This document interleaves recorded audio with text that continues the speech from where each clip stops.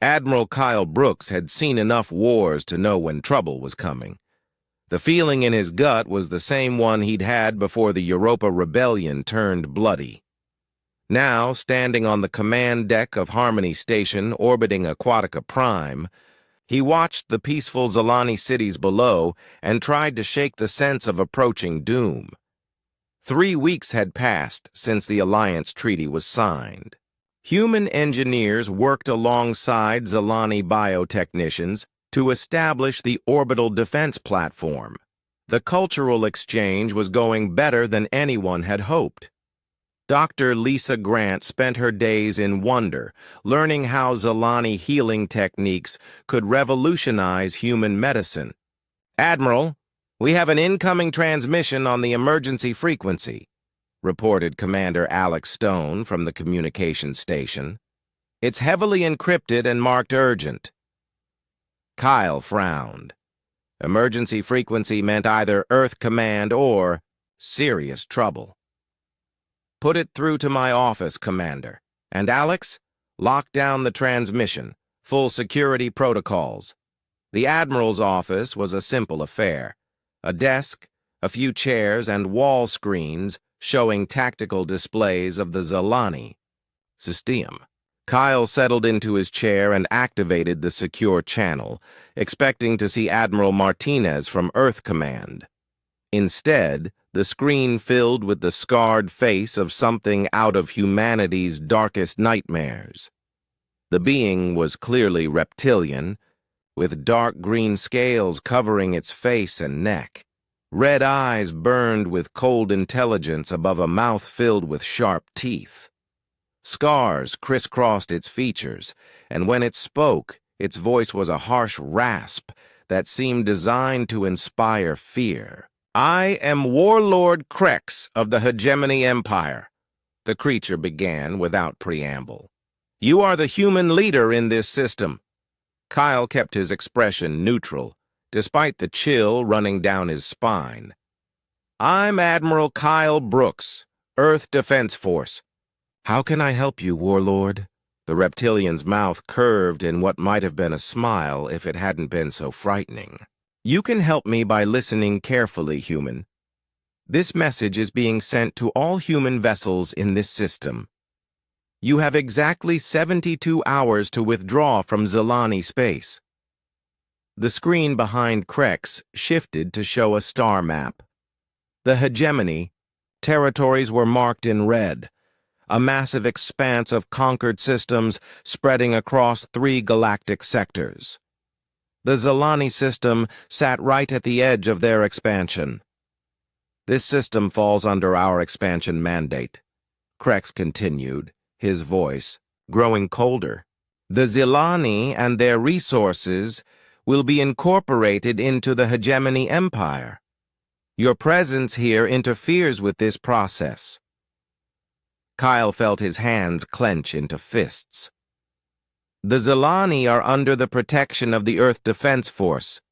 Any attack on them will be considered an act of war against humanity." Krex's red eyes seemed to glow brighter. "You misunderstand the situation, Admiral Brooks. This is not a negotiation. This is a warning. Remove your ships and your people, or we will remove them for you. 72 hours. The screen showed more detail of hegemony forces. Kyle's blood ran cold as he saw the numbers. Hundreds of ships, massive dreadnoughts that dwarfed anything in the human fleet. Carrier vessels launching swarms of fighters. It was an armada designed to crush worlds. The hegemony has conquered 47 species in the last century, Krex said, seemingly reading Kyle's thoughts. None of them had allies.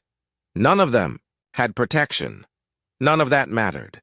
The strong consume the weak. This is the natural order. Kyle stood up, his military bearing taking over. "Warlord Krex, let me be very clear.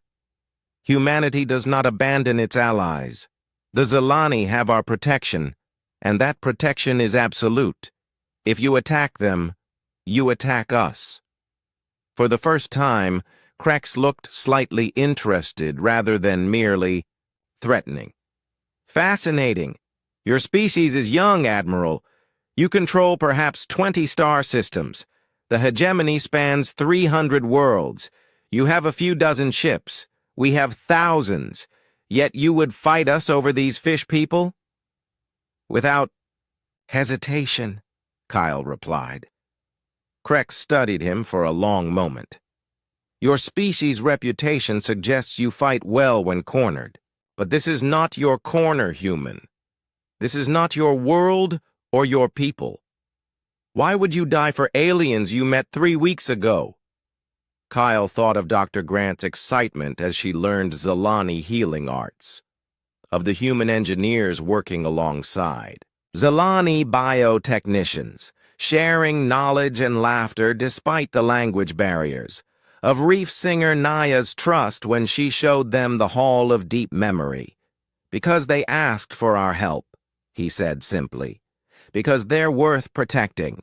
Because someone needs to stand between predators like you and decent people trying to live in peace. The warlord's expression shifted to something like confusion. You would sacrifice human lives for non-humans who offer you nothing but weakness? They offer us friendship, Kyle replied. Something your empire clearly doesn't understand. Krex's confusion turned to contempt.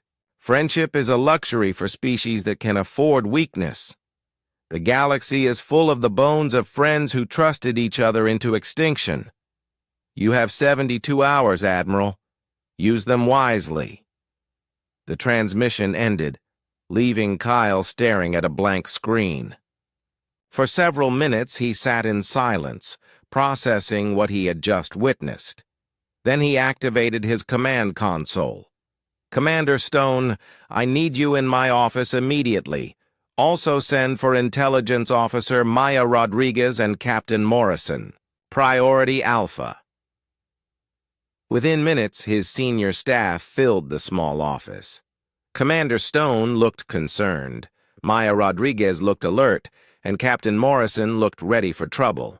We just received an ultimatum from something called the Hegemony. Empire, Kyle began, and quickly briefed them on the transmission. When he finished, the room was silent for several heartbeats.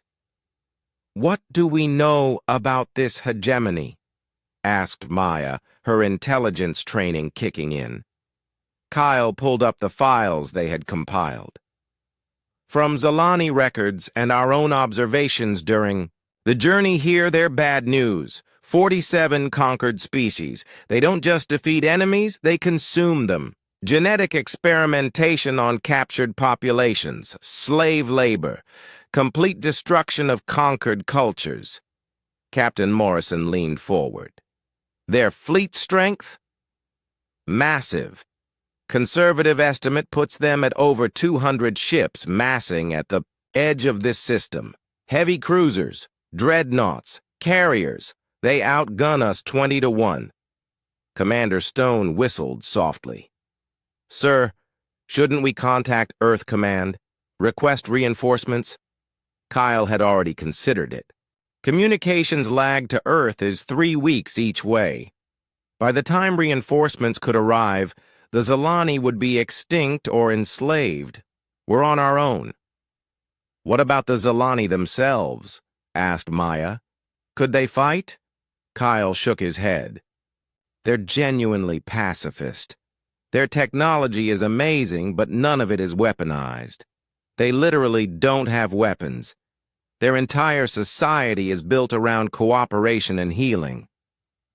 Captain Morrison stood up and walked to the window showing Aquatica Prime below. The biocities glowed softly in the planet's twilight, beautiful and peaceful and utterly defenseless. So we're 3 ships and a space station against an empire, he said quietly. The UES Defender, the patrol ships Guardian and Sentinel, and Harmony Station, maybe 100 crew total. Against hundreds of ships and thousands of crew, added Stone. Maya was studying the tactical displays. What response are we sending to this warlord Krex? Kyle had been thinking about that since the transmission ended. Every option led to the same conclusion. Retreat meant abandoning the Zalani to slavery or death. Fighting meant almost certain destruction of the human force. But there was a third option. Not victory or defeat, but defiance, making the cost so high that even if the hegemony won, they would remember the price of threatening humanity's friends. "We're telling him no," Kyle said finally. "No retreat, no surrender, no abandoning our allies." Captain Morrison turned from the window.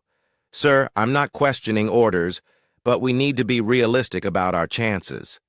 Kyle smiled grimly. "Jake, I've read the files on human military history. We've never been smart enough to run from impossible odds when we're protecting something we care about. The Alamo, Thermopylae, the Warsaw Ghetto. Sometimes the point isn't winning.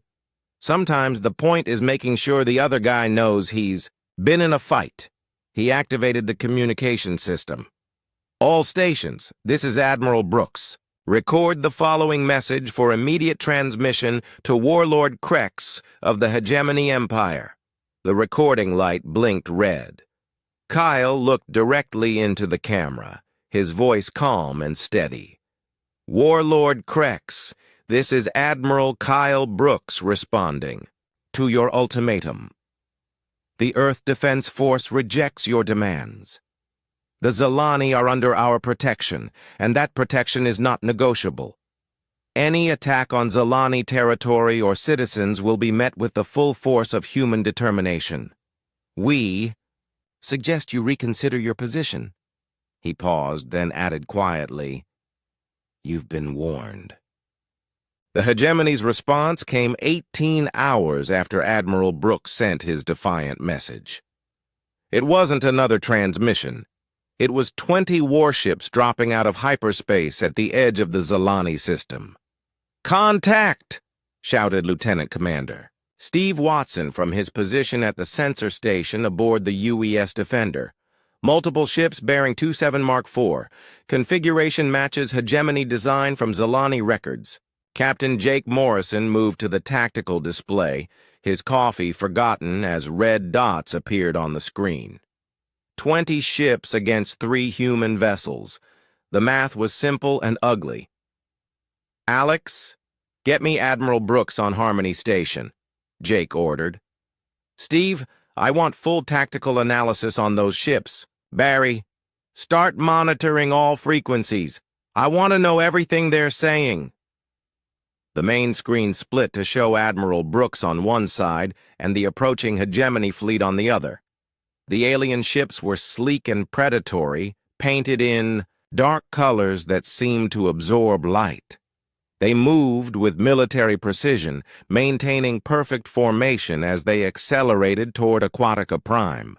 "They're not coming to talk," Brooks said grimly. "Warlord Krex is testing us. He wants to see what humans do when faced with overwhelming odds." "Orders, sir?" Jake asked, though he already knew the answer. "Protect the Zalani cities. All human. Vessels are authorized to engage with extreme prejudice." Jake felt the familiar calm that came before battle. "Understood, Admiral. Defender moving to intercept." The UES Defender was not the largest ship in Earth's fleet, but it was fast and heavily armed for its size. As Jake guided his ship toward the approaching enemy, he thought about the Zalani children he had seen playing in the biogardens just yesterday, their large eyes full of wonder and trust. "Steve, bring us to combat alert. All hands to battle stations." Throughout the ship, alarms sounded as the crew prepared for humanity's first real space battle against an alien enemy.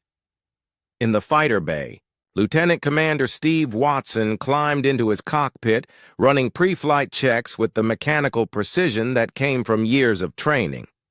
"All fighters report ready," came the voice of Squadron Leader Tony Park over the comm. "Permission to launch?" "Granted," Jake replied. "Remember, people, We're not just fighting for ourselves. Those cities down there are counting on us. The human fighters launched just as the hegemony ships came into weapons range. What happened next defied every tactical prediction the enemy had made. The hegemony had fought dozens of species. They were used to enemies that formed neat battle lines and fought by established rules of engagement. They expected the humans to group their ships together and trade fire until the superior numbers won. Instead, the human ships scattered like angry hornets. The UES Defender dove beneath the enemy formation, its guns firing continuously as it passed between two hegemony cruisers. The patrol ships Guardian and Sentinel split apart, one heading high while the other dropped low, forcing the enemy to divide their attention. "What are they doing?" snarled Commander Vex aboard the hegemony flagship. The humans were fighting like madmen, their ships dancing through space in patterns that made no tactical sense. Captain Morrison brought the Defender around in a tight spiral, using the ship's superior maneuverability to stay inside the enemy's firing solutions. His gunners, led by Master Chief Linda Torres, kept up a steady stream of accurate fire that carved chunks out of hegemony armor. "Jake, you've got 3 bogeys on your tail," called Captain Ruth Hayes from the Guardian. "I'm coming around to help." "Negative, Ruth. Stay on your intercept course. We can handle 3 ships. The confidence in Jake's voice wasn't bravado. It was calculation. The human ships were smaller and faster than their opponents. More importantly, they were fighting with a desperation the hegemony couldn't understand. Lieutenant Commander Watson led his fighter squadron through the middle of the enemy formation, his pilots weaving between massive alien ships like dolphins playing in ocean waves. The hegemony fighters were larger and more heavily armed, but they couldn't match human reflexes and creativity. "Blue leader to all flights," Watson called over the radio. "Remember your training. These things are big and slow. Hit and run, people. Make them chase you through their own crossfire." On the bridge of the Defender, Jake watched the tactical display with growing satisfaction. The hegemony ships were trying to form up into their standard attack formation, but the human fighters kept breaking up their patterns. Every time, too. Enemy ships tried to coordinate their fire. A human fighter would dart between them, forcing them to hold their shots or risk hitting each other.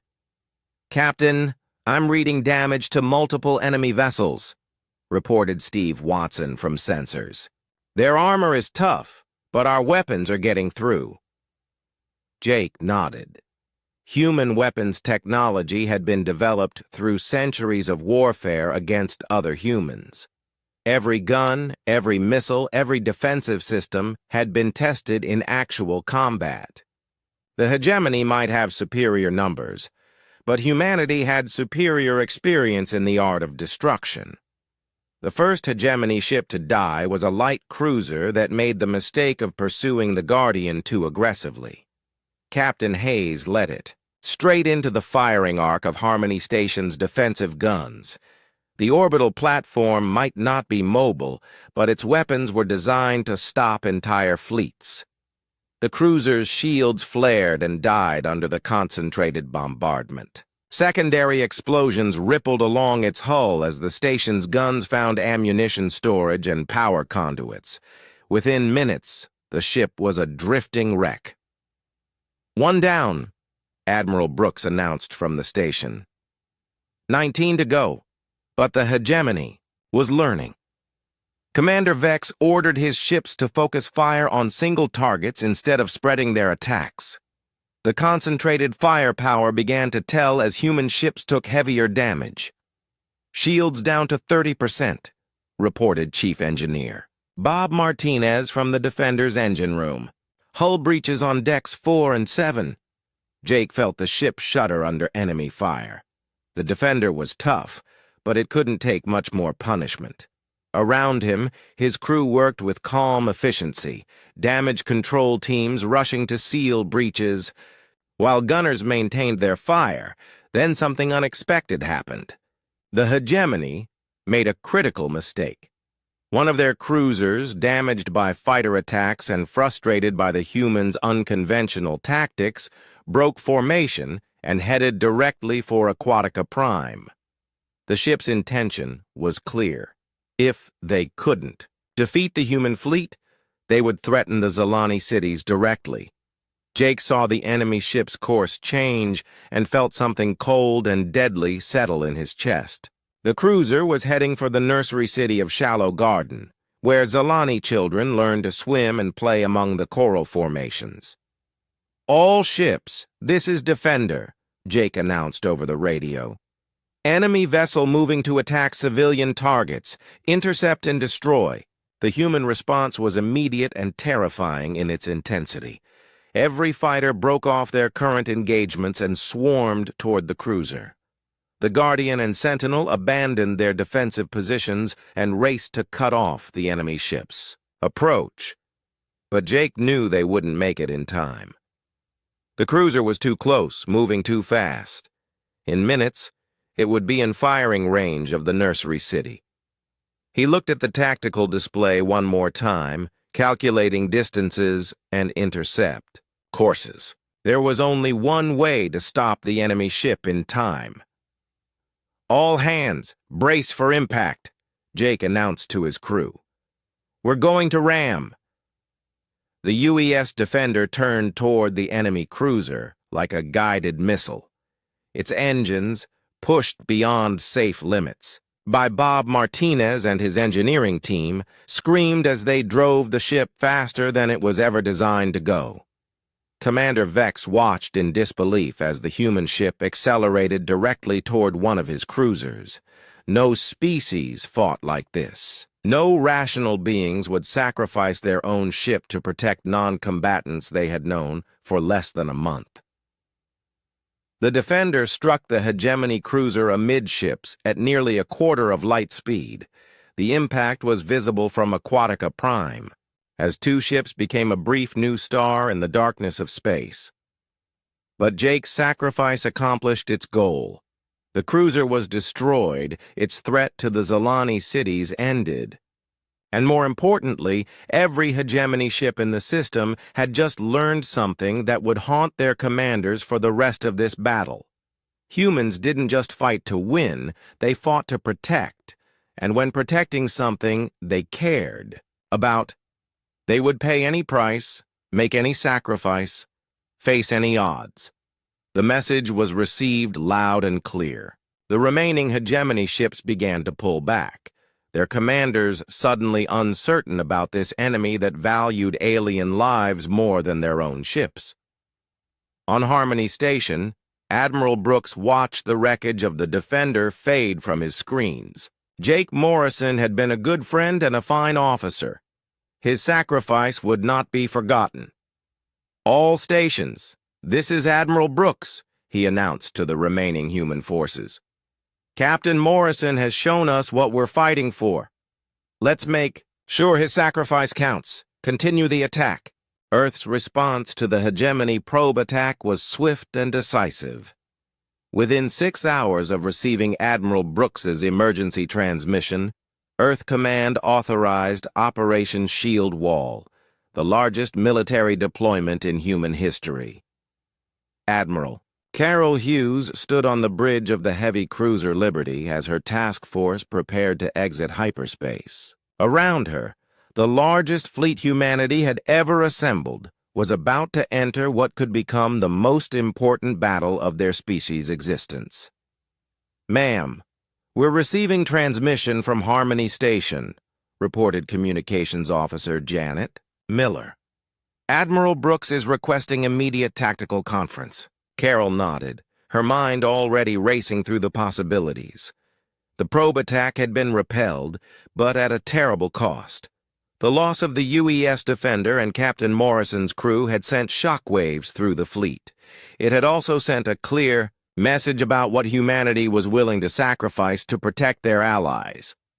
"Put Admiral Brooks through to my ready room," she ordered. "And get me Colonel Davis and Captain Clark. I want all department heads briefed on the situation before we drop out of hyperspace." The hyperspace exit was perfectly coordinated. 43 ships materialized in the Zalani system in a matter of minutes. Cruisers, destroyers, fighters, support vessels, and most importantly, the carrier Valkyrie with its full complement of advanced fighters and marine assault craft. Admiral Brooks appeared on the tactical display, looking tired but determined. Behind him, Carol could see the command center of Harmony Station, busy with activity as human and Zalani technicians worked, side by side. "Carol, thank God you're here," Brooks said without preamble. "The situation is worse than we initially thought. Our intelligence estimates were completely wrong about hegemony fleet strength. The tactical display shifted to show long-range sensor readings." Carol's blood ran cold as she saw the numbers. Over 250 ships massing at 3 different staging points around the Zalani system. Dreadnoughts the size of small cities, carrier vessels that could launch hundreds of fighters. "Jesus," whispered Colonel Nick Davis, the commander of the 1st Marine Orbital Assault Battalion. "That's not a fleet. That's an armada." Captain Tina Clark, the leader of the elite Wolfpack fighter squadron, studied the enemy formations with a pilot's eye for detail. "Those carrier designs are new. Intelligence has never seen anything like them." "That's because they're purpose-built for this operation," Admiral Brooks explained. "According to Reef singer Naya, the hegemony has been planning this assault for months. They're not just coming to conquer the Zalani. They're coming to make an example of anyone who would dare protect them." Carol felt the weight of command settle on her shoulders. The combined human fleet was impressive by Earth standards, but against the force the hegemony was assembling, it would be like throwing stones at a hurricane. "What about the Zalani themselves?" she asked. "Can they contribute anything to the defense?"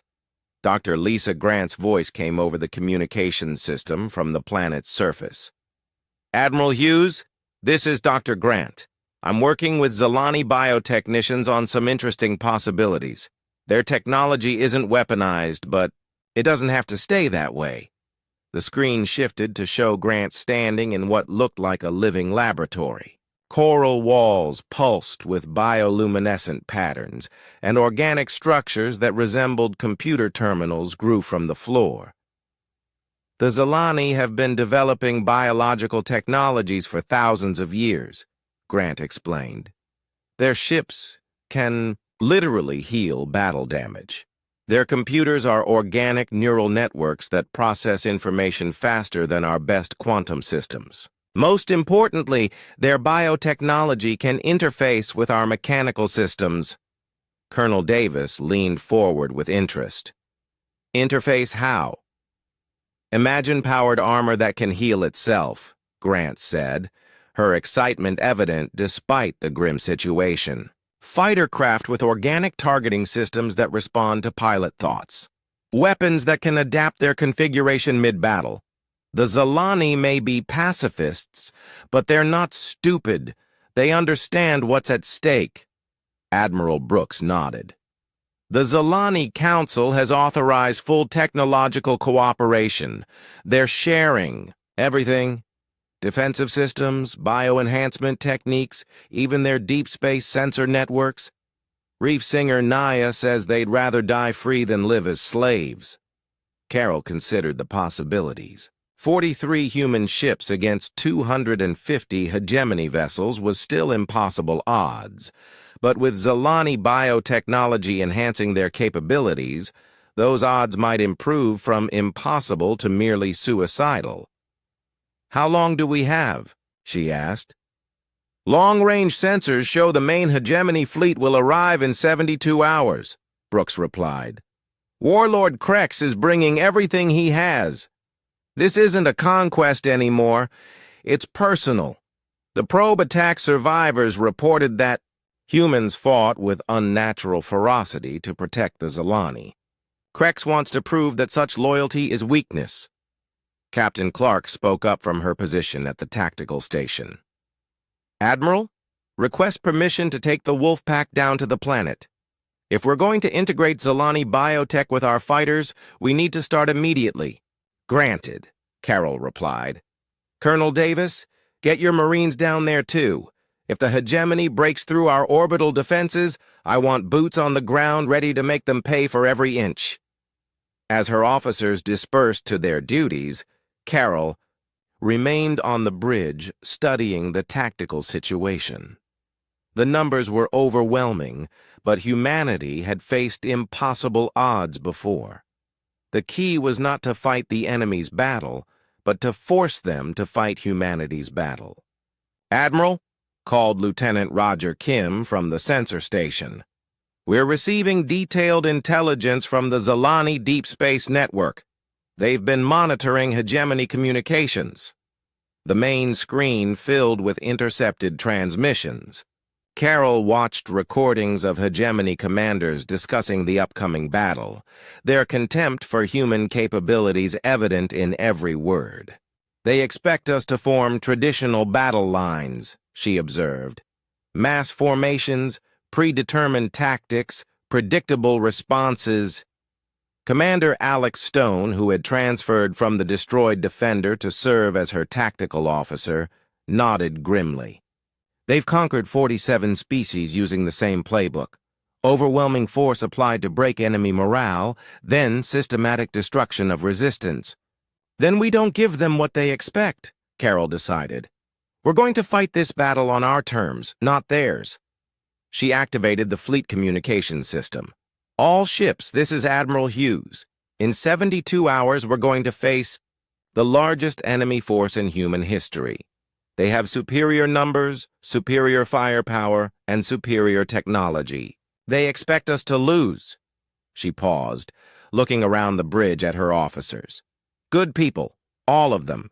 People who had volunteered to travel across the galaxy to protect aliens they had never met because those aliens had asked for help. "But they don't understand what they're fighting," she continued. "They've conquered species that fought for territory, for resources, for survival. We're fighting for something different. We're fighting for friends, for the right of peaceful people to exist without fear, for the principle that predators should not be allowed to devour the innocent." On screens throughout the fleet, Carol could see her crew listening intently. Marines checking their equipment, fighter pilots running pre-flight simulations, engineers working to integrate Zalani biotechnology with human weapon systems. In 72 hours, the hegemony is going to learn something about humanity that no textbook could teach them, she concluded. They're going to learn what happens when you threaten our family. Down on Aquatica Prime, Dr. Grant worked frantically with current rider Tal to develop the biotechnology enhancements that might give humanity a fighting chance. The process was incredible to watch. Human technology and Zalani biology merging in ways that neither species had thought possible. "The organic targeting systems are responding to neural input," Tal reported as they tested a prototype fighter configuration. "Human pilots think, and the ship responds. Reaction times are improved by nearly 300%. Grant nodded, making notes on her tablet. "What about the self-repair capabilities?" "Outstanding. Minor damage can be healed in minutes. Major structural damage takes hours instead of days. The bioarmor we're developing for your Marines is even more impressive." In the Marine staging area, Colonel Davis watched his troops don the new bio-enhanced armor. The suits looked alive, their surfaces rippling with organic patterns. When damaged, they literally grew new material to seal breaches. "How does it feel, Sergeant?" he asked Maria Santos as she tested the new equipment. "Like wearing a second skin, sir," she replied. "I can feel everything the suit's sensors detect, movement, temperature changes, even electromagnetic fields. It's incredible." Captain Clark was having similar experiences with the enhanced fighters. The Wolfpack's aircraft now sported organic components that seemed to anticipate her commands. When she thought about turning left, the ship began the maneuver before she even touched the controls. "It's like the ship is reading my mind," she reported to Admiral Hughes. "The targeting system locks onto threats the moment I notice them. Response time is nearly instantaneous." The stars had never looked so welcoming as they did from the bridge of the UES Defender. Captain Jake Morrison stood watching the blue-green world of Aquatica Prime grow larger on the main screen. 3 months of travel through hyperspace had brought them to this moment, humanity's first meeting with an alien species that wanted to talk instead of fight. Dr. Lisa Grant checked her equipment one more time. As Earth's top xenobiologist, she had spent years dreaming of this day. The radio signals from Aquatica Prime had been clear. The beings there were intelligent, peaceful, and eager to meet their neighbors among the stars. "Captain, we're receiving a transmission," reported Communications Officer Barry Chen from his station. "It's in perfect English, sir." Jake raised an eyebrow. The Zalani had been learning human languages from intercepted broadcasts for decades. Still, hearing it was different than knowing it. "Put it through, Barry." The main screen shifted to show a being unlike anything in Earth's oceans. The Zalani ambassador was tall and graceful, with smooth blue-green skin that seemed to shimmer like water. Her large eyes were the color of deep ocean, and gill slits along her neck opened and closed rhythmically. When she spoke, her voice had a musical quality that reminded Jake of whale songs. "Welcome, humans of Earth. I am reef singer Naya, speaking. For the people of Aquatica Prime, we have waited long to meet our neighbors who reach for the stars as we reach through the depths." Lisa stepped forward, her scientific training warring with simple wonder. "Ambassador Naya, I'm Dr. Lisa Grant. We're honored to meet you. Your people's biotechnology is already legendary from what we've observed." Naya's expression, somehow perfectly readable despite her alien features, showed pleased surprise.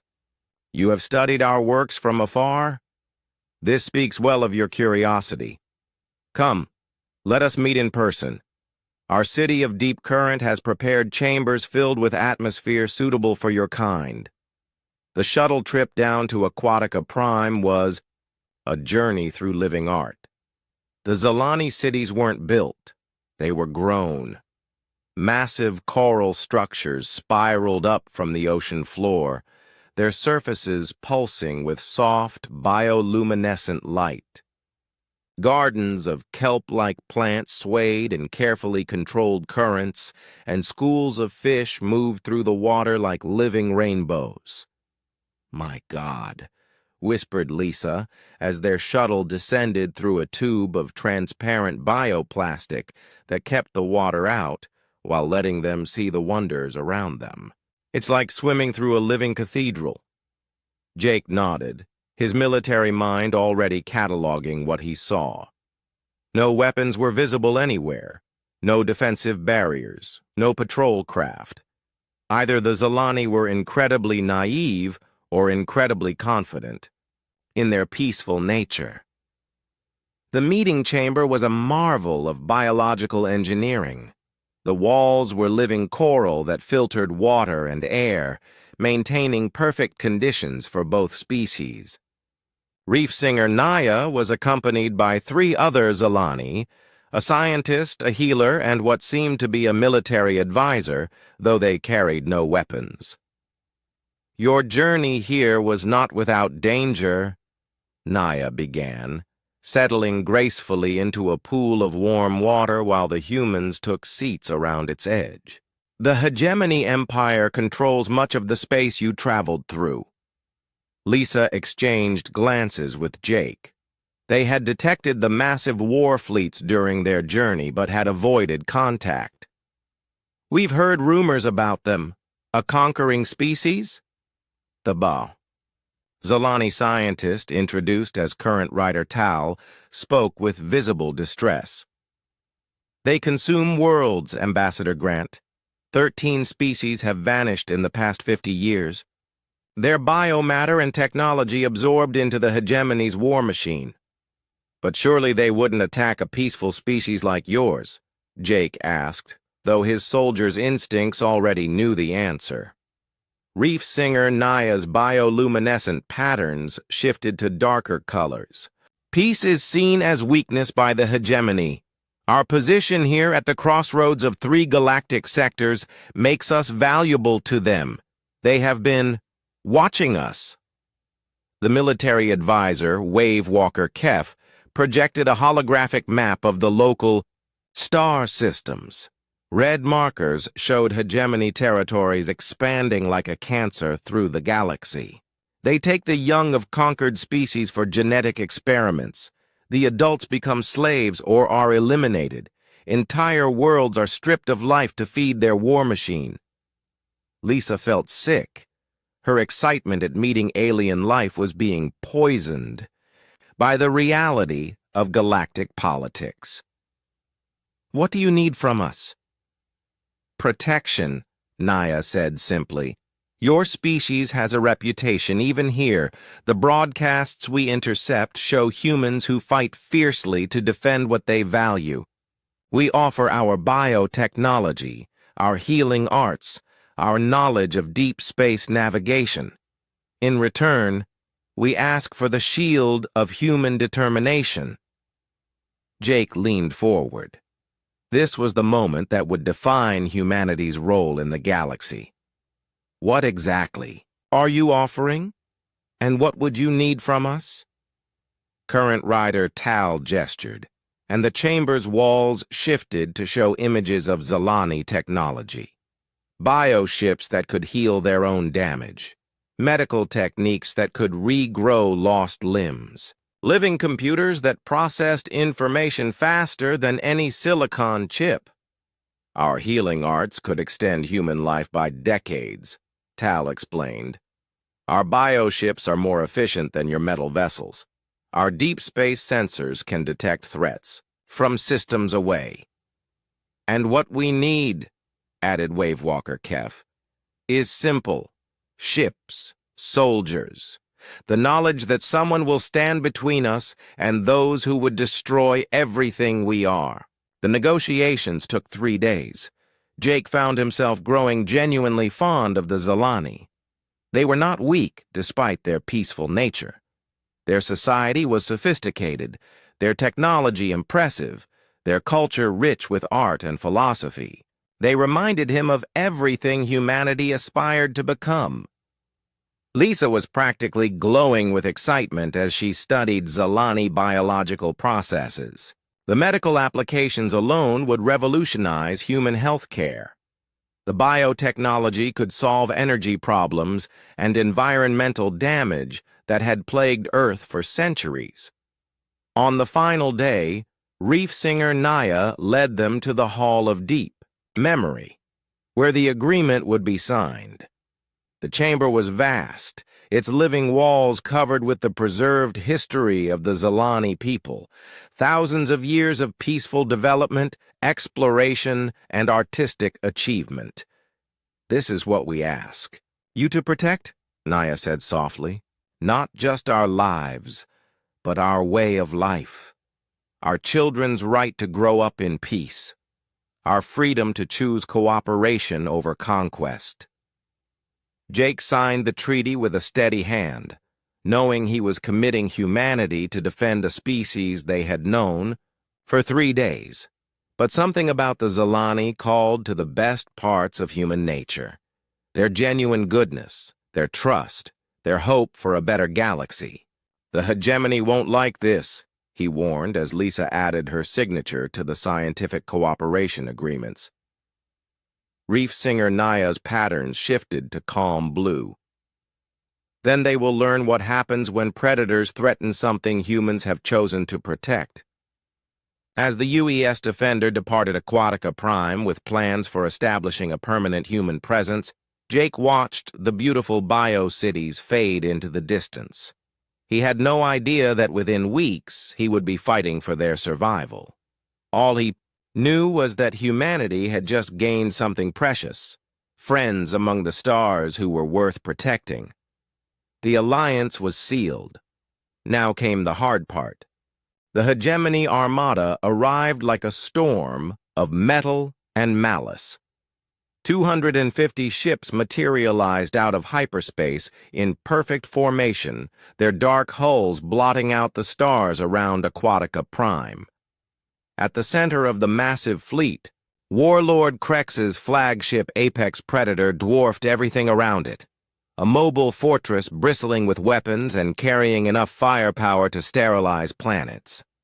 Admiral Carol Hughes watched the enemy fleet deploy from the Bridge of the Liberty, her enhanced sensors feeding tactical data directly to the integrated command system. The bioneural interfaces developed with Zilani technology allowed her to process information faster than any human commander in history. But even with that advantage, the numbers were terrifying.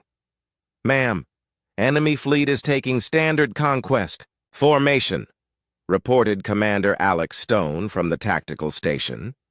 "Heavy ships forming the main battle line, carriers deploying fighters, assault transports moving toward planetary approach vectors." Carol nodded, her mind racing through the defensive plans they had prepared. The hegemony was following their usual playbook. Overwhelming force applied systematically to break resistance. They had used these tactics to conquer 47 species. Today, they would learn that humanity didn't read from the same book. "All ships, implement Plan Hornet's Nest," she ordered over the fleet communications. "Do not form traditional battle lines. I repeat, scatter formation. Make them fight for every inch of space." Throughout the human fleet, ships began spreading out in patterns that defied conventional military wisdom. Instead of presenting a unified front, they dispersed like angry insects, forcing the hegemony to divide their attention across dozens of targets. On Aquatica Prime, Colonel Nick Davis watched the enemy assault transports begin their descent toward the planet's surface. His Marines, enhanced with Zilani bioarmor, were ready for a fight unlike anything in human military history.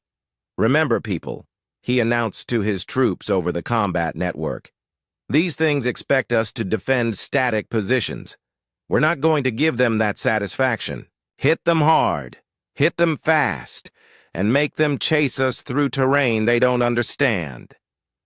The first wave of hegemony fighters swept toward the human defensive positions, confident in their superior numbers. What they encountered was Captain Tina Clark's Wolfpack Squadron, their fighters enhanced with bio-neural targeting systems that turned human reflexes into something almost supernatural. "Wolf leader to all flights," Clark called over the radio as her squadron engaged the enemy. "Remember your training. These ships are fast, but they think like machines. We think like humans. Use that."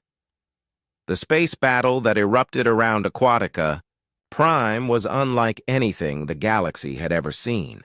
Traditional military tactics called for organized formations and coordinated fire.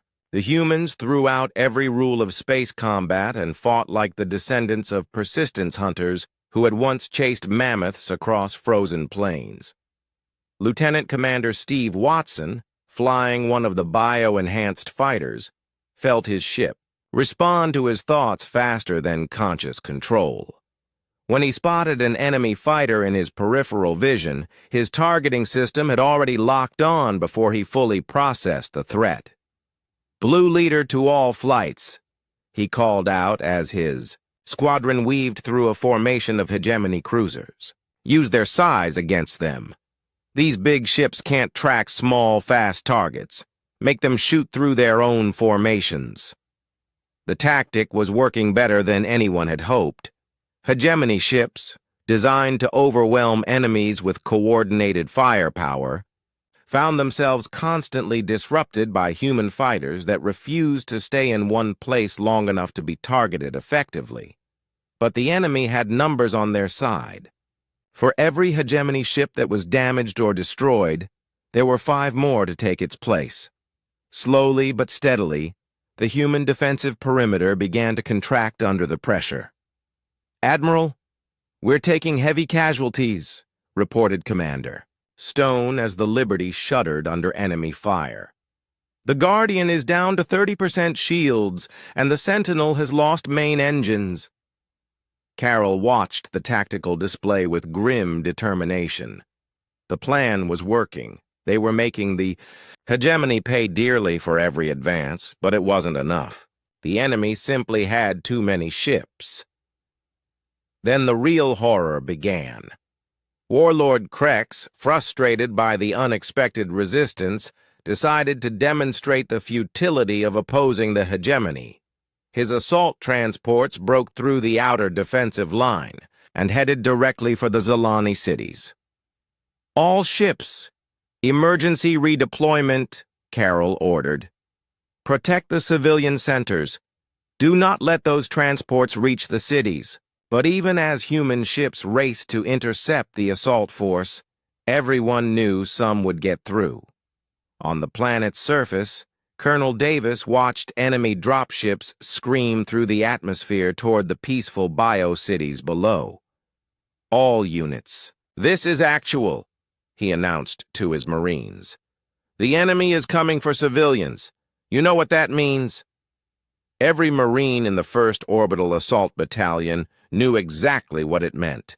The hegemony had made the mistake of threatening non-combatants under human protection. They were about to learn why that was a very bad idea. The first hegemony assault troops to land expected to face terrified civilians and maybe a few lightly armed defenders. Instead, they encountered something that would haunt their species, military doctrine for generations to come. Human Marines in bio-enhanced armor that could heal battle damage dropped from the sky like avenging angels. They didn't just defend the Zalani cities, they hunted the invaders through the coral formations with mechanical precision and terrifying efficiency. Sergeant Maria Santos led her squad through the living architecture of Deep Current City. There, enhanced armor allowing them to move through environments that would have been impossible for normal humans. When they encountered a hegemony patrol threatening a group of Zalani younglings, the result was swift and brutal. "Contact, 12 o'clock, she whispered over the tactical network. 6 hostiles armed with energy weapons. They're between us and the civilians." The engagement lasted less than 30 seconds. Human Marines, enhanced with Zalani biotechnology and fighting to protect innocent civilians, moved through the enemy patrol like death itself. The hegemony soldiers never had a chance to fire a shot. But the most shocking development came when the humans began boarding enemy ships. Colonel Davis had realized that defensive tactics alone wouldn't be enough. If they were going to win this battle, they needed to take the fight directly to the enemy. Using captured hegemony assault craft, his Marines began launching boarding actions against enemy vessels. The hegemony had never faced anything like it. Human soldiers, their armor, healing damage faster than enemy weapons could inflict it, stormed through their ships like unstoppable forces of nature. They didn't just fight to disable the vessels. They fought with a personal fury that terrified the enemy crews. "This is impossible," snarled Commander Vex as he watched his tactical display. 3 of his cruisers had been boarded and captured by human forces. The Marines weren't just destroying the ships. They were taking them over and turning their weapons against the hegemony fleet. Warlord Krex, monitoring the battle from his flagship, was beginning to understand that he had made a critical error. The intelligence reports about human capabilities had been completely wrong. These weren't just another species to be conquered. They were something the hegemony had never encountered before. "Sir, we have reports from the assault teams," reported his aide, a nervous reptilian officer whose scales had paled with fear. "The humans, they're not fighting like any species we've encountered. Their soldiers heal from wounds that should be fatal. Their ships respond to pilot thoughts, and they fight with an intensity that borders on madness." Krex studied the tactical displays, watching human ships dart through his formations like angry wasps. Every time his forces tried to form up for a coordinated attack, human fighters would disrupt the formation. Every time his assault troops gained ground on the planet, human marines would counterattack with devastating effect. "How many ships have we lost?" he asked. 37 confirmed destroyed, sir. 15 more have been boarded and captured. The humans are using our own vessels against us. For the first time since the battle began, Warlord Krex felt something he hadn't experienced in decades of conquest: uncertainty. The hegemony had superior numbers, superior firepower, and superior technology. By every logical measure, they should have crushed the human resistance within hours. Instead, they were fighting for their lives against an enemy that refused to acknowledge the mathematical impossibility of their situation. On the bridge of the Liberty, Admiral Hughes watched the battle with growing hope. They were still outnumbered, still outgunned, but something incredible was happening. The human fleet wasn't just holding its ground, it was adapting, learning, evolving its tactics in real time. "Ma'am, I'm reading massive confusion in the enemy formation," reported Commander Stone. "Their command structure is breaking down. Ships are responding to local threats instead of following coordinated orders." Carol smiled grimly. The hegemony was learning what happened when you fought humans who were protecting something they cared about. It wasn't just about tactics or technology anymore. It was about will. About the moment that changed everything came when hegemony assault forces breached the atmospheric defenses around Shallow Garden, the Zalani nursery city, where younglings learned to swim and play among the coral formations. The sight of enemy dropships descending toward defenseless children triggered something primal in every human on the battlefield. Captain Tina Clark was engaging a squadron of enemy fighters when her enhanced sensors detected the assault craft heading for the nursery. Through the bio-neural link with her ship, she felt the Zalani children's terror as if it were her own. "Wolf leader to all flights," she announced over the radio, her voice carrying a cold fury that made her squadron's blood freeze. "Priority override. Enemy forces targeting non-combatant younglings. All units converge on Shallow Garden. No mercy. Protocols are now in effect." Across the human fleet, the response was immediate and terrifying. Ships abandoned their current engagements and raced toward the threatened city. Fighters that had been conserving ammunition suddenly unleashed everything they had. Marines who had been fighting defensively switched to full assault mode. Admiral Carol Hughes, monitoring the situation from the Liberty, made a decision that would echo through galactic history. She activated the communication system that linked every human vessel and every soldier. "All units, this is Admiral Hughes. The enemy has chosen to threaten children under our protection. Authorization code Omega is now in effect. All experimental weapon systems are authorized for immediate deployment. I repeat, Protocol Omega is active." Throughout the human fleet, sealed weapon pods that had been marked emergency use only suddenly came online. Earth's military had brought some of their most dangerous toys to this battle, hoping never to need them. The hegemony had just forced their hand. Colonel Nick Davis watched enemy assault troops pour out of their landing craft near the nursery city and felt something snap inside his chest. These weren't soldiers anymore. They were predators, threatening children. His response was swift and merciless. "All Marines, weapons free," he announced over the combat network.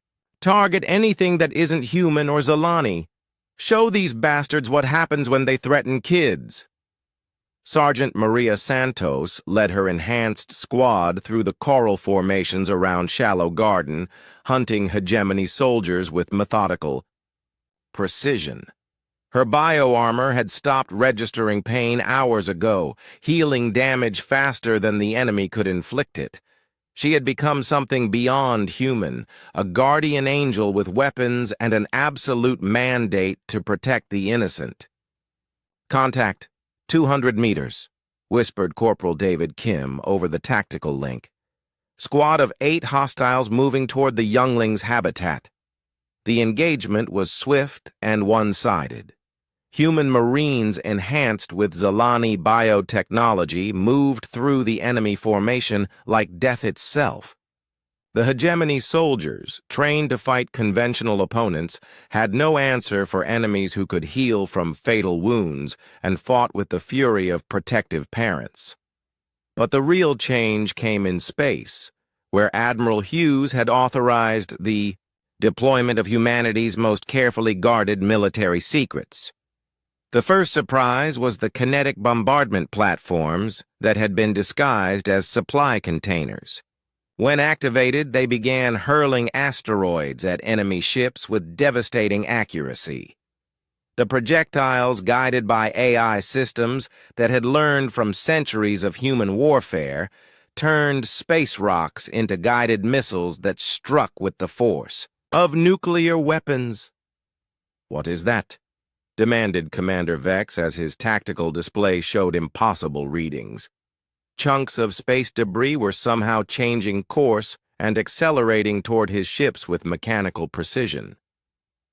The second surprise was the EMP pulse weapons that shut down entire enemy formations. Unlike conventional electromagnetic pulse devices, these weapons were powered by quantum batteries that could generate energy bursts strong enough to disable ships across light minutes of space.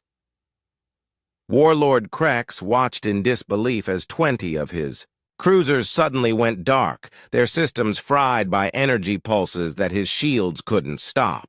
The humans had weapons that defied conventional physics, technology that seemed almost magical in its capabilities.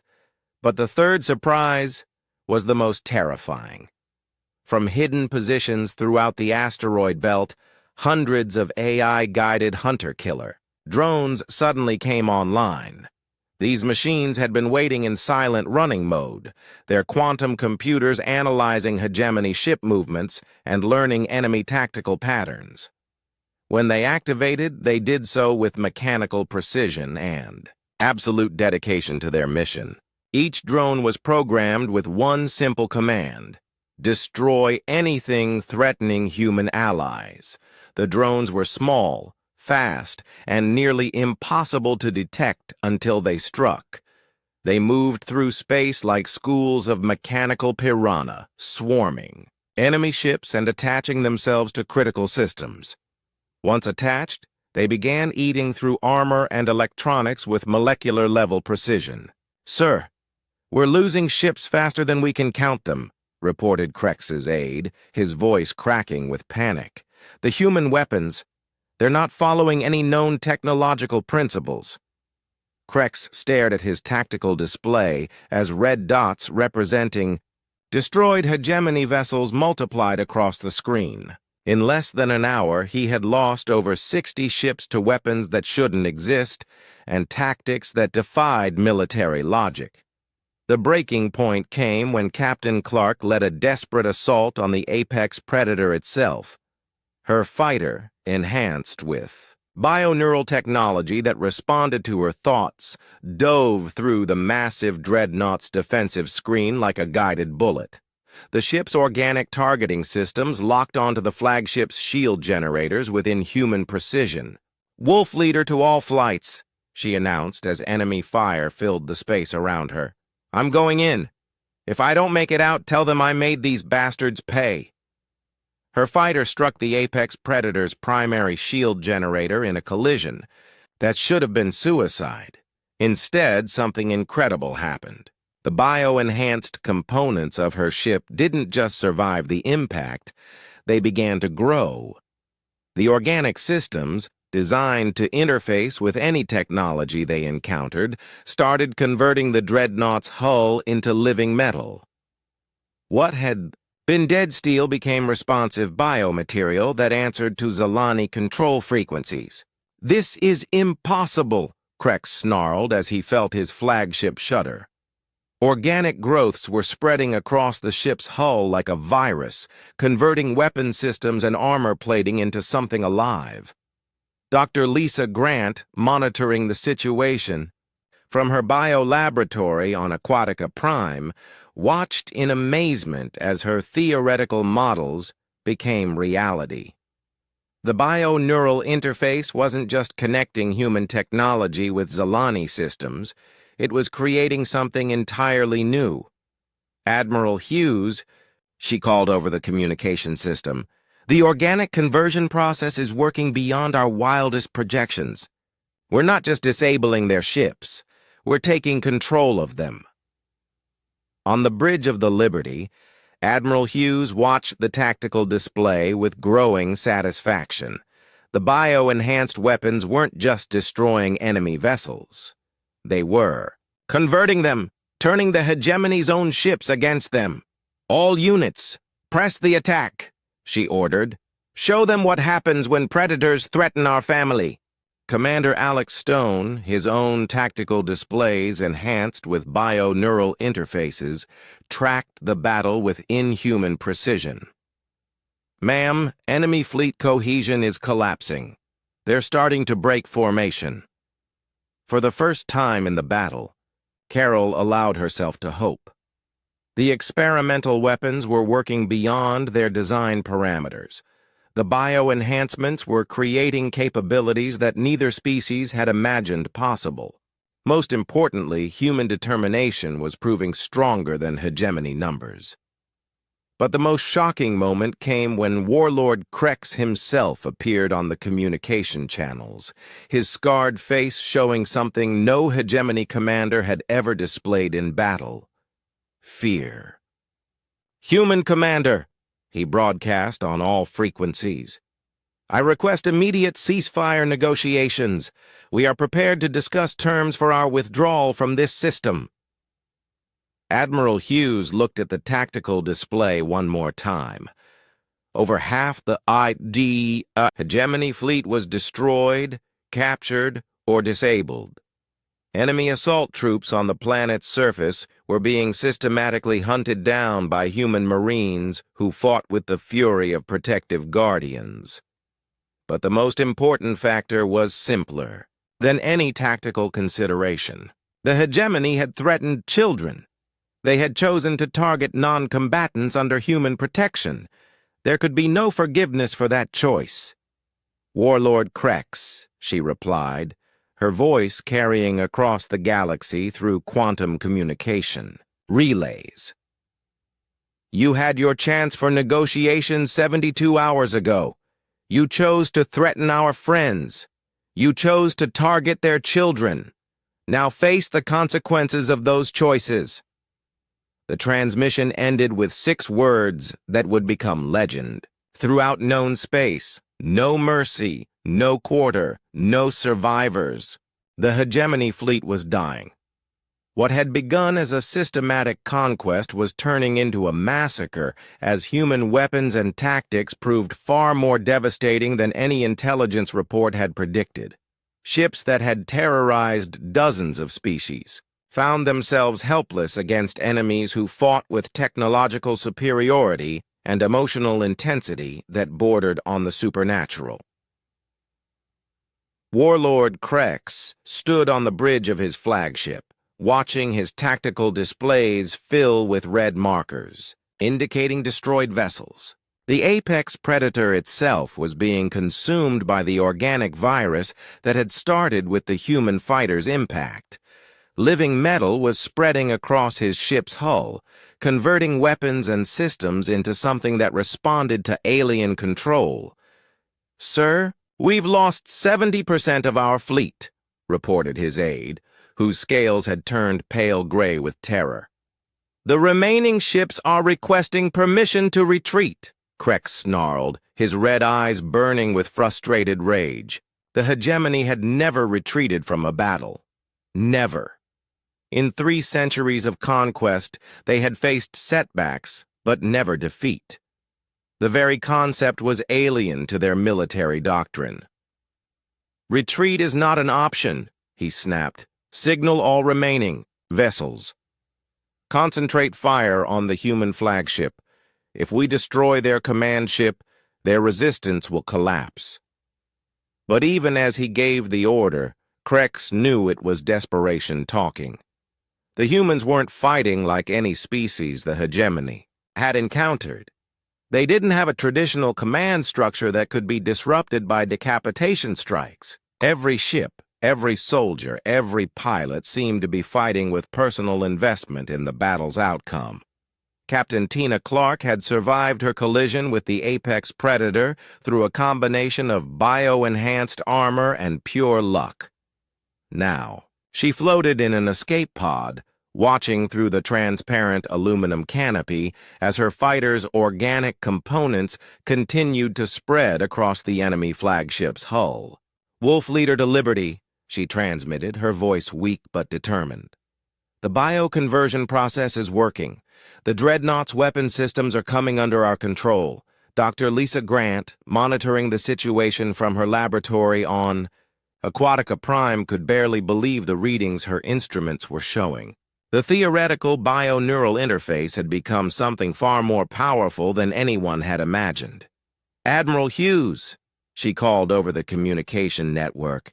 "The organic conversion isn't just affecting the apex predator, it's spreading to other ships through their communication links. We're seeing system failures across the entire enemy fleet." On the bridge of the Liberty, Admiral Carol Hughes watched the impossible unfold. Hegemony ships were turning their weapons on each other as bioviral programs spread through their computer networks. The enemy's own communication systems were becoming the vector for their destruction. "Ma'am, I'm reading massive power fluctuations in the enemy fleet," reported Commander Alex Stone, his enhanced displays showing real-time data from across the battlefield. "Their ships are fighting each other. It's complete chaos." Carol nodded grimly. The bioviral programs weren't just disabling enemy systems. They were taking control of them. Ships that had been firing on human positions moments before were now targeting their own allies. The hegemony's numerical advantage was becoming a liability as their own vessels turned against them. But the most devastating development was happening on the planet's surface, where Colonel Nick Davis and his Marines had completed their grim work. Every hegemony soldier who had landed on Aquatica Prime was either dead or captured. The assault on the Zalani cities had been repelled with such overwhelming force that enemy troops who had expected easy victory found themselves facing human Marines who fought with the fury of protective parents. "All clear in Sector 7, reported Sergeant Maria Santos as her squad completed their sweep of the coral formations around Shallow Garden. "No enemy contacts. All Zalani civilians accounted for and safe." Davis smiled with grim satisfaction as similar reports came in from across the planet. His Marines hadn't just defended the Zalani cities, they had hunted down every enemy soldier with methodical precision.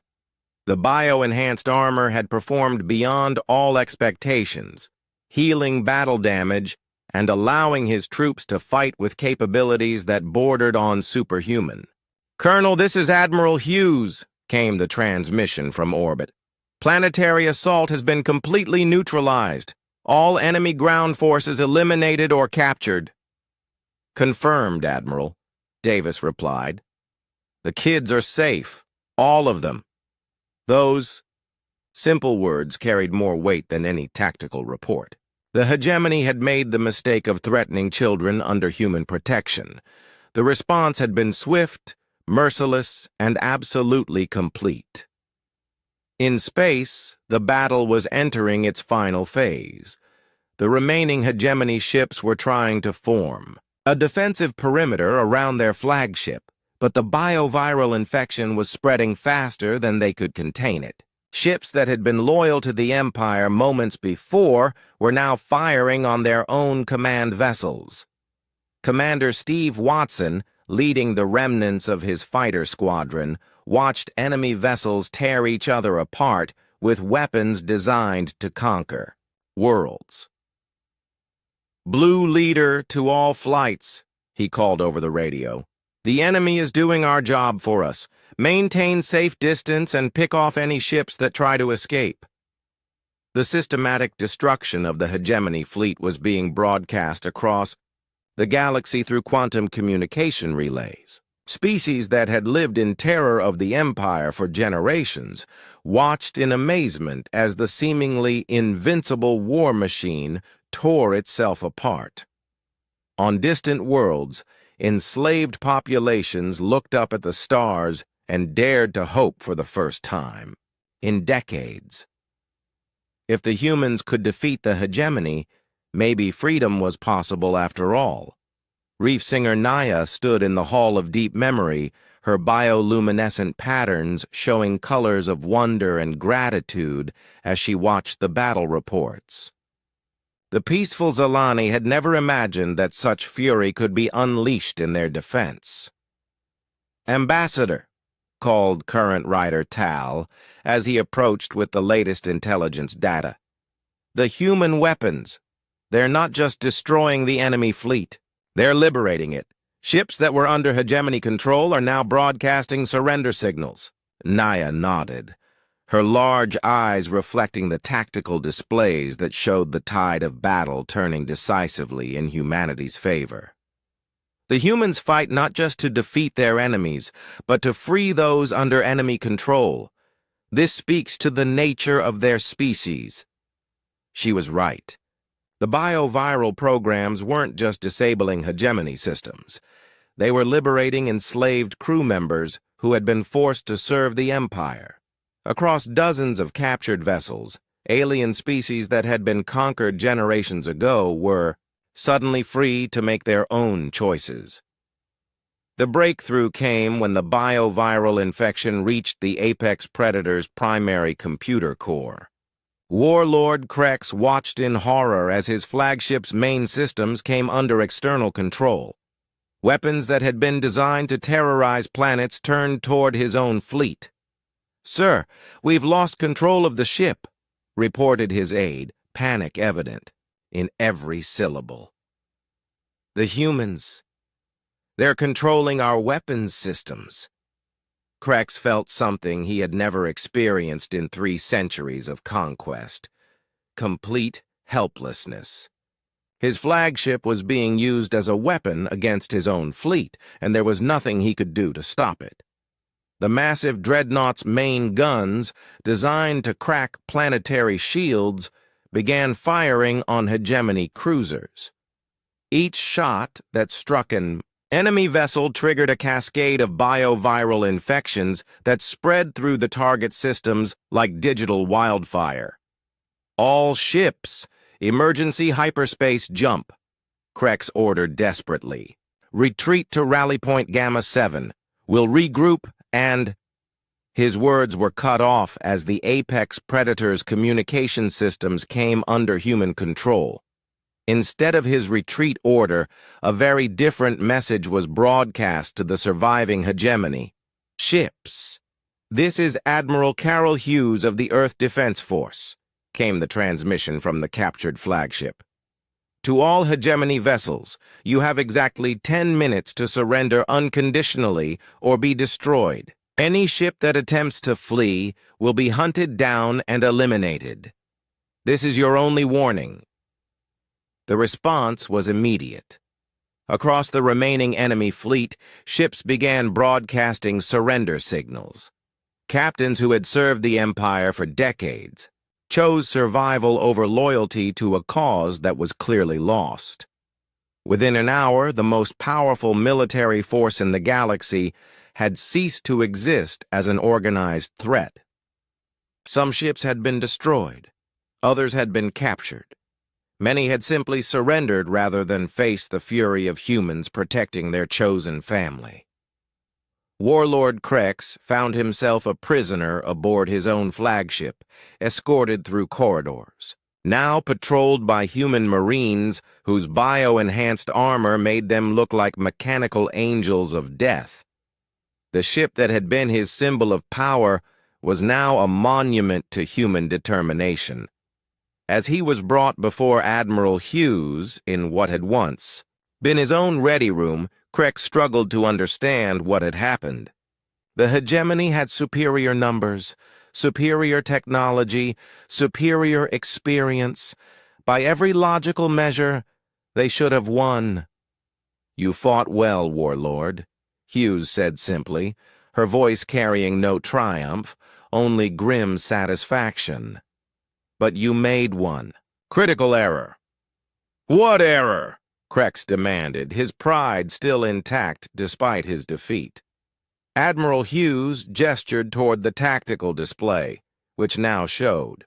The hunt began immediately. Admiral Carol Hughes stood in the command center of the captured Apex Predator, surrounded by tactical displays showing the locations of every hegemony ship that had managed to escape the battle at Aquatica Prime.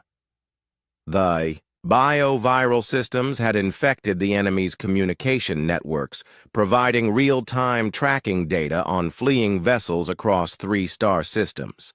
"Ma'am, we have confirmed locations on 47 enemy ships," reported Commander Alex Stone, his enhanced neural interface processing data faster than any conventional computer. "They're scattered across the Kepler, Vega, and Centauri sectors." Carol nodded, her expression showing the cold determination that had carried humanity through the darkest battle of their existence. The hegemony survivors were running, but they couldn't hide. Every ship that had participated in the attack on Aquatica Prime would be found and destroyed.